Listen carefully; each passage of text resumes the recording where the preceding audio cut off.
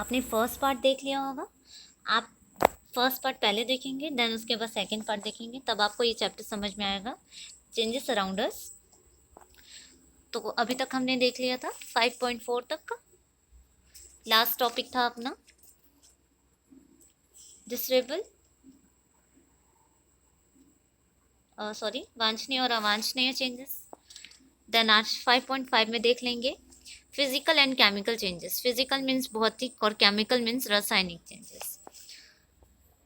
If a big chalk piece breaks, the pieces are smaller in size, but they do not differ in color or appearances. We can use this chalk piece in the same way as we use a bigger chalk. Similarly, when we write on the blackboard, chalk dust keeps falling. If we collect this dust and mix it with a little water and dry it, then we can reuse it as chalk. During this process, the chalk piece changes its external shape, but no new product was formed. आप एक बड़ा चौक को जब आप तोड़ देते हैं या उसका लंबाई छोटी हो जाती है, लेकिन उसका जो कलर होता है उसमें कोई भी चेंजेस नहीं आता। आप चौक लीजिए, उसे आप पीस कर दीजिए छोटे छोटे पीस में, आप देखेंगे जो वाइट कलर का चौक था वो वाइट कलर ही रहेगा, छोटा होने के बाद उसका कलर चेंज नहीं होगा। अब क्या करेंगे, ये छोटे छोटे जो टुकड़े होते हैं वो सभी सेम है, सेम दिखाई दे रहे हैं, उसे आप ब्लैक बोर्ड पे लिखिए, वाइट से लिखाएगा, छोटे छोटे हर पीस से अलग अलग दिखाएगा। अब आप जो चौक डस्ट रहता है, जब आप लिखते हैं तो चौक डस्ट नीचे आते हैं, उसे आप कलेक्ट कीजिए, पानी मिलाइए और उसे सुखा दीजिए। सुखाने के बाद आप देखेंगे कि जो चौक है वो चौक जैसे लंबा तो दिखाई नहीं देगा, बट आप उस डस्ट से जो ड्राइड मटेरियल आपका बना है उसका आप रीयूज कर सकते हैं।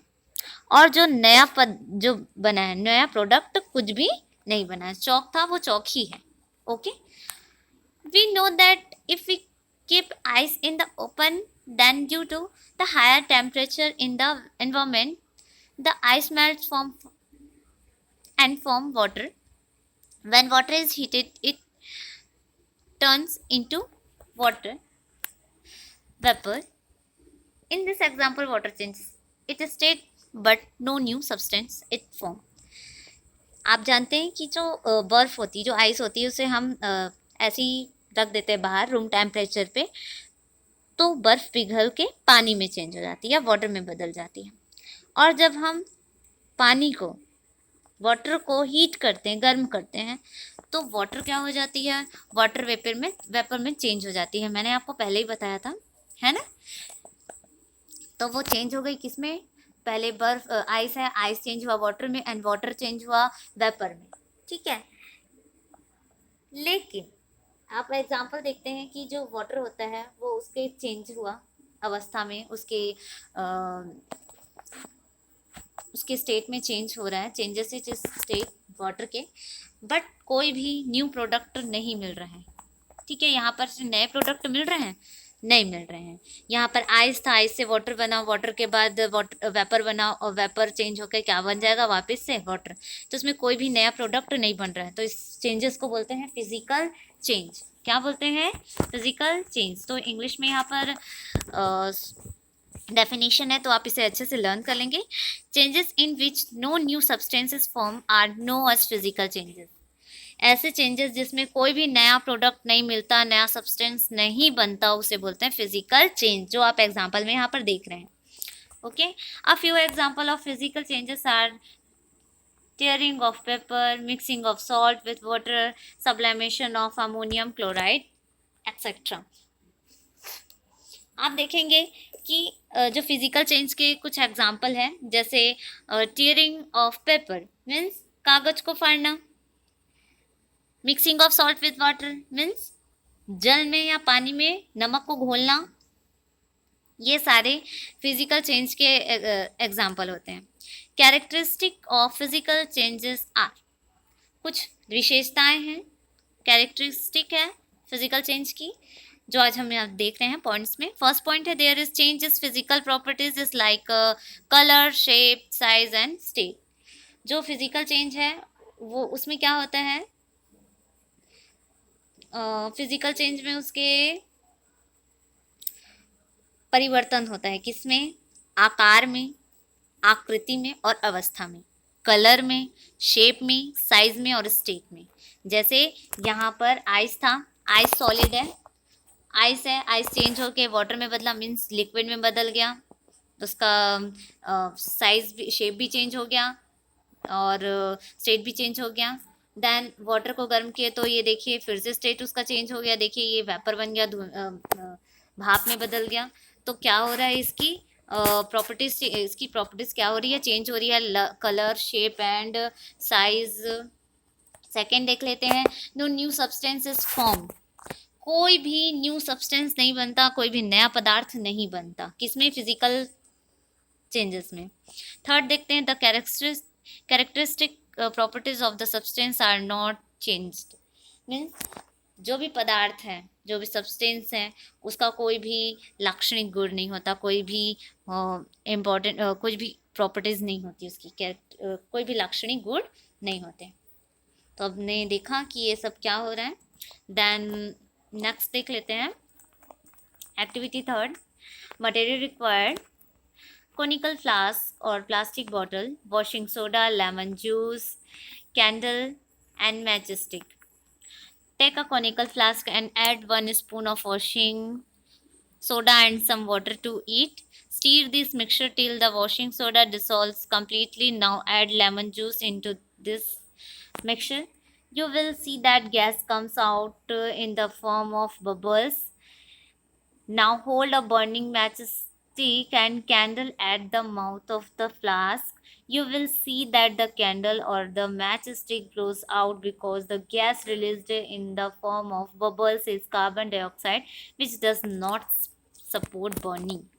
तो आप मटेरियल्स देख लेंगे और एक कोनिकल फ्लास्क, एक शंक्वाकार फ्लास्क होता है, उसमें एक चम्मच, एक स्पून में क्या डालते हैं आप, वॉशिंग सोडा डालते हैं, ठीक है, उसमें पानी मिलाते हैं, थोड़ी मात्रा में वाटर मिलाते हैं और जो इसे मिक्स करते हैं, इस मिक्सचर को ऐसे पूरा मिलाते हैं जब तक कि जो वॉशिंग सोडा है वो पूरा तरीके से पानी में घुल ना जाए। अब उसमें क्या करते हैं, लेमन जूस डाल देते हैं। अब आप देखते हैं कि उसमें से बबल्स उठने चालू हो जाते हैं, उस मिक्सचर में से बबल्स और गैस निकलनी चालू हो जाती है। और क्या करते हैं, जलती हुई मैचस्टिक ले जाते हैं या मोमबत्ती ले जाते हैं फ्लास्क के मुंह में, कोनिकल फ्लास्क के मुंह में। आप देखते हैं कि जो मोमबत्ती है या कैंडल है वो क्या हो जाती है, बुझ जाती है, या फिर मैच स्टिक भी आप लेके जाते हैं जलती हुई तो वो भी बुझ जाती है। क्यों बुझती है, क्योंकि जो बबल्स होते हैं वो किसके कारण बनते हैं, कार्बन डाइऑक्साइड गैस के कारण बनते हैं, ठीक। और कार्बन डाइऑक्साइड जलने में सहायक नहीं होता, मतलब carbon dioxide which does not support burning, वो जलने में सहायक नहीं होता, इसीलिए मोमबत्ती या मैच स्टिक जो भी हो वो आपकी बुझ जाती कोनिकल फ्लास्क के मुंह के पास ले जाने से, ठीक। Now carefully observe the mixture in the flask. You will see that the different from what it was before. The washing soda and lemon juice have reacted with each other. These are resulted in the formation of carbon dioxide and other products. We cannot reagain the washing soda or lemon juice from this mixture. This is a irreversible change. अब आप जानते हैं कि जो conical flask है, अब उसे ध्यान से देखते हैं, उसके अंदर में जो आप डाल चुके हैं पहले से थोड़ा चेंज था।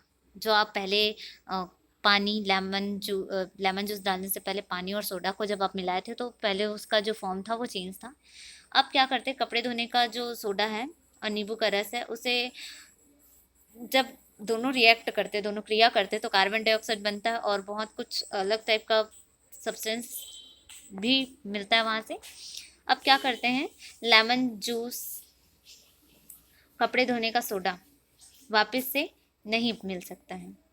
आप चाहेंगे कि इस कोनिकल फ्लास्क में डले हुए मिक्सचर को हम जैसे पहले डाले थे वैसे ही हमको मिल जाए, सूखा हुआ सोडा मिल जाए, वॉशिंग सोडा, या हमें लेमन जूस जैसे हम पहले डाल चुके थे वो हमें वापस मिल जाए, तो ये नहीं हो सकता। क्यों नहीं हो सकता? क्योंकि ये इरिवर्सिबल चेंज है। ठीक। In the above example new product were formed due to chemical reaction. अब आप जानेंगे, अब आप समझ सकते हैं कि जो नया पदार्थ बन रहा है, नया प्रोडक्ट बन रहा है, ठीक है, क्यों बन रहा है? क्योंकि यहाँ पर केमिकल रिएक्शन हो रहा है। फिजिकल चेंजेस में क्या हो रहा था? उसमें कोई भी नया प्रोडक्ट नहीं बन रहा था, और लेकिन केमिकल रिएक्शन में, केमिकल चेंज में एक नया प्रोडक्ट बनता है, न्यू प्रोडक्ट बनता है। तो आप इससे समझ सकते हैं कि therefore changes were new product are formed are known as chemical changes. ऐसे परिवर्तन, ऐसे चेंजेस जिसमें रिएक्शन होने के बाद, रिएक्ट होने के बाद एक न्यू प्रोडक्ट बनता है, उसे ही हम क्या कहते हैं? Chemical changes. Means physical change में कोई भी नया प्रोडक्ट नहीं बनता, देन केमिकल चेंजेस में नया प्रोडक्ट बनता है। बहुत आसानी से आप समझ सकते हैं इसे। ओके, अब आप एक्टिविटी 4 देख लेते हैं, इससे आपको बहुत आसानी से समझ में आ जाएगा केमिकल चेंजेस, है ना। अ plastic bottle with a cap, phenolphthalein solution, washing soda, water, boiled rice, cotton, test tube, urea. मैं आपको समझा देती हूँ ऐसा। एक आप प्लास्टिक बॉटल लेते हैं, ठीक है, प्लास्टिक की शीशी लेते हैं, उसमें थोड़ा सा राइस डाल देते हैं, पका हुआ चावल डालते हैं, और उसमें पानी भर लेते हैं, ठीक है। अब उस पानी भर जाता है, चावल जहाँ तक है, उसके बाद उसमें पानी भर देते हैं उसके लेवल तक का। इसमें थोड़ा सा हम यूरिया डाल देते हैं। क्या डाल देते हैं? यूरिया। अब इसमें धागे के दोनों सिरों पर कपास बांधकर, कपास क्या होता है पता है? मीन्स कॉटन, ठीक है। देखिए कॉटन यहाँ पर लिखा है ना, तो वही उसके दोनों सिरों पर, मतलब अंदर में एक सिरा और एक सिरा बाहर। देखिए यहाँ पर व्हाइट में भी कॉटन बांधे हैं, और बाहर में पर्पल जो दिखाई दे रहा है वो भी एक कॉटन का ही सिरा है, ठीक है। तो दोनों तरफ हम कॉटन बांध दिए धागे में, और इसे फिनोफ्थलीन के सॉल्यूशन में डुबाकर शीशी में ऐसे लटका देते हैं। दोनों ही सिरे में फिनोफ्थलीन को डुबाए हैं। अब इसे कस के ढक्कन को बंद कर देते हैं। अब इस एक्सपेरिमेंट को क्या करते हैं, कंटिन्यू करते हैं। अब देखते हैं कि 2-3 दिन उसे रख लेते हैं।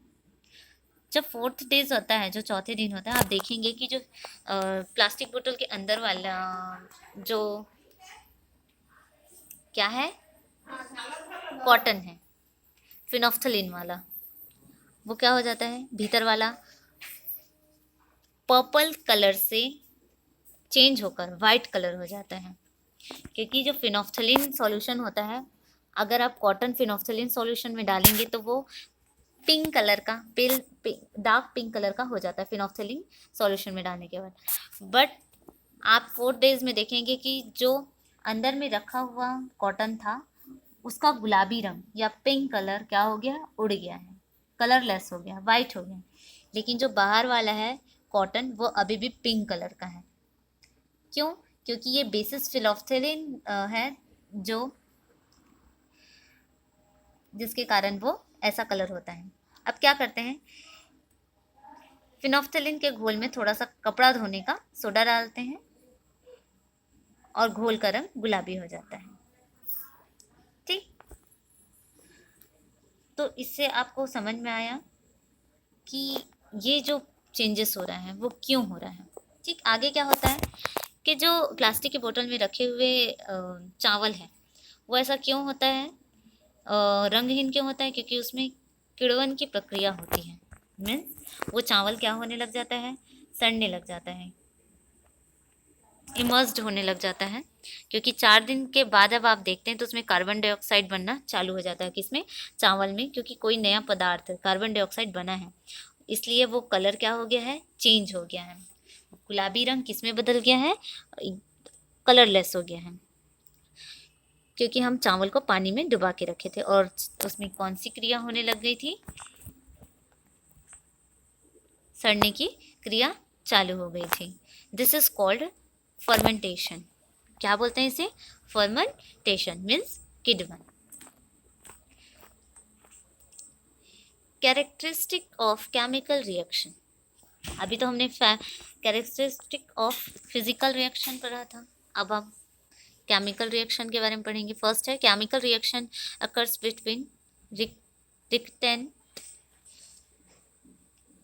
तो वो अभिकारकों के मध्य रासायनिक क्रिया होती है।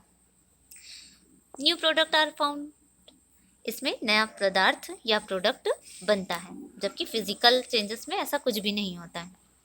The characteristic of the reactant the product are different. जो भी अभिकारक रहते हैं, अभिकारक मीन्स जो जिससे अभिकारक इसमें कौन था, अभी जो हमने पढ़ा उसमें पका हुआ चावल था, वो चावल बदल के चावल का क्या हुआ, राइस का क्या हुआ, फर्मेंटेशन हो गया। तो जो हमें चावल था वो चेंज हो गया और उसके उत्पाद या रिजल्ट कुछ और आ रहे थे। तो आप समझ जाएंगे कि जो चीज़ हम वहाँ पर यूज़ कर रहे हैं तो वो चीज़ ना मिल के बाद में कुछ और चीज़ मिलती है, क्योंकि ये इरिसिबल चेंजेस होता है, मतलब अनुत्क्रमणीय परिवर्तन।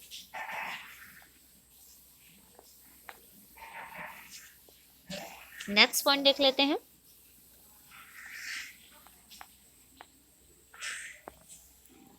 Energy is utilised during change. जो भी चेंजेस होते हैं उसमें एनर्जी लगती है या एनर्जी होती है चेंजेस में, तभी वो चेंजेस होता है। In a physical change heat can be absorb or released, for example formation of form ice and ice from water. आप देखते हैं कि फिजिकल चेंज में हीट का या तो अवशोषण होता है या तो उत्सर्जन होता है। मतलब जो ऊष्मा होती है, हीट मतलब गर्मी होती है, या तो अपने में एब्जॉर्ब करती है या तो रिलीज करती है, अपने में लेती है अंदर या फिर बाहर निकालती है। जैसे आप आइस से पानी बनाते हो, आप पानी से आइस, तो जब बर्फ से या आइस से वाटर बनता है तो उसमें जो उसमें क्या होती है, उसमें हीट एब्जॉर्ब होती है। क्या होती है? एब्जॉर्ब होती है।